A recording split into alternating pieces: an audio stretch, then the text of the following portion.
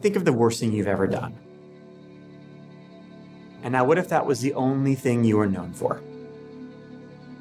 That's the best way to sort of think about the stigma that someone faces when they come out of prison.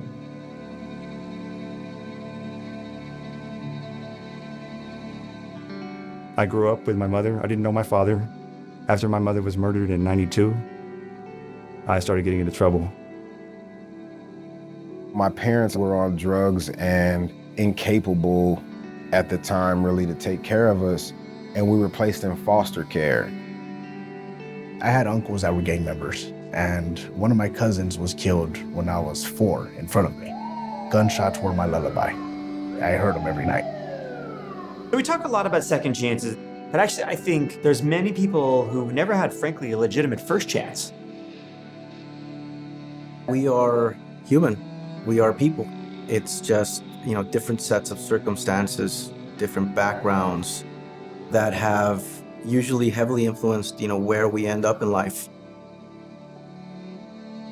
I just really have this strong belief that most of the individuals that I've come across in prison, they all want to be better people in some way, somehow.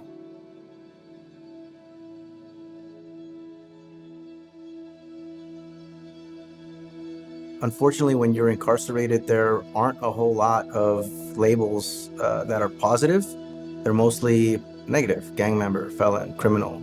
So when a person on the inside is called an entrepreneur in training and they adopt that identity, it truly shifts something inside of them. We were founded on this idea that whether you're running an illegal business or a legitimate business, right, you have skills. If they can be redirected and channeled, those are skills that can be put to use in legitimate business or a legitimate career. This is not an easy program. They're doing 10 to 15 hours of work a week, class time, homework. It's purposefully challenging. I'm taking college courses right now.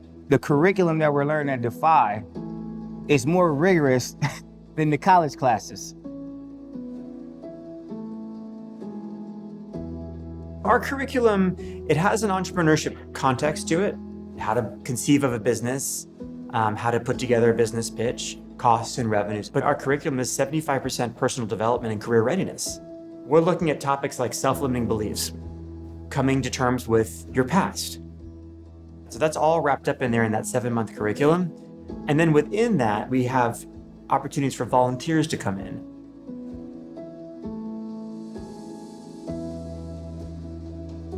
I believe in second chances. I grew up in a community where I could have very easily been sitting with you guys. Now, at the end of the day, it's just vision. Vision to know that you can believe that you can get to where you want to get. Because nobody can stop you but you. When we bring people to prison with us, they are supporting our entrepreneurs in training in their journey to a successful reentry. But the other thing we're doing is we're changing hearts and minds. We're changing perceptions and mindsets about who is in prison and what they're capable of. That's what happened with me. Then I realized, this is not just about me. People are coming in and they're seeing me different for the first time. And I could see the impact that, the program has on them as well.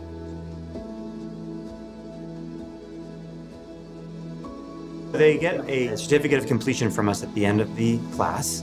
And then we have a cap and gown graduation for them, which we always invite family into our graduations in prison and outside. I've never been in a cap and gown before. I've never had a graduation ceremony like that. It was a very special moment, and it's something that we'll always remember.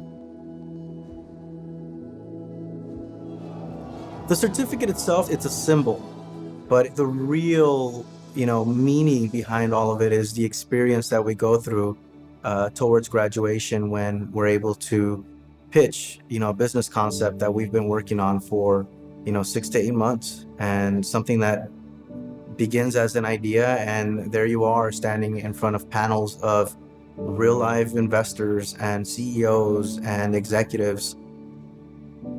Defy Ventures actually puts us in these situations to learn from executives, and we get a chance to do the Silicon Valley tour where we get to meet with all these amazing brands that are interested in what we're doing.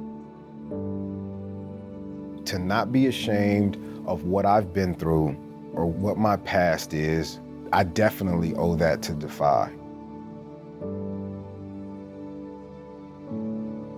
For my son, everything that I do, every meeting that I have is so he can look at this and say, look what my father did. I'm just so grateful because I never thought that I'd be going to school full time and trying to create a business at the same time. Everybody told me I was a loser growing up. Teachers thought I'd never amount to anything. But Defy has helped me turn that around. And I am somebody, and I'm going to be somebody. There's a lot of work left to do here. And I think for Defy, we're excited to be in a position with a national platform, running right now in 7 states, and we hope to be in 10 in the next 3 years, and hopefully in 25 in the next 5 years. But this is really just the beginning of this as a movement. And what has been critical to any movement in history is person-to-person interaction and recognizing that we are all people. We have far more in common than what separates us as differences.